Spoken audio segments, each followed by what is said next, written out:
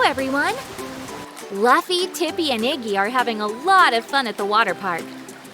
In this lesson, we will continue to explore how we can find the perimeter of different shapes and figures. The more we practice, the more you will realize that it is quite simple to measure the perimeter of shapes. As we have learned, perimeter is the total length of the sides of a shape. How do we find the perimeter of a square with a side of 5 centimeters? Since we know that all sides of a square are the same, and a square has 4 sides, the perimeter of this square is 5 plus 5 plus 5 plus 5 equals to 20 centimeters. Similarly, the perimeter of a square with sides of 10 centimeters will be 10 plus 10 plus 10 plus 10 equals to 40 centimeters. Or what if we have to find the perimeter of other shapes? Say, a rectangle, or triangle, or any other shape. Well, that's easy peasy too.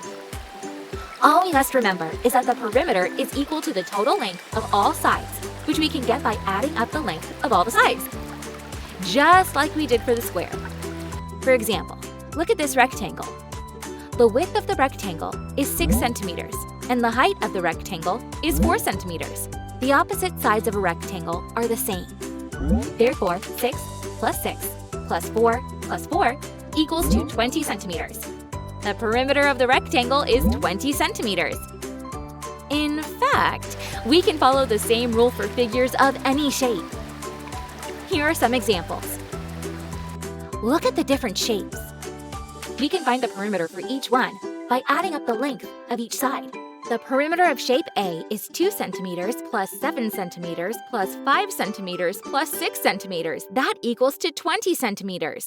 The perimeter of shape B is 6 centimeters plus 6 centimeters plus 4 centimeters plus 7 centimeters plus 4 centimeters. That equals to 27 centimeters. Two different looking shapes may have the same area and perimeter or may differ. Here is an example of 2 different looking shapes with the same perimeter and same area. Shape A and shape B both have an area of 6 square units and a perimeter of 14 centimeters. Alternatively, here is an example of 2 different looking shapes that have the same area, a different perimeter.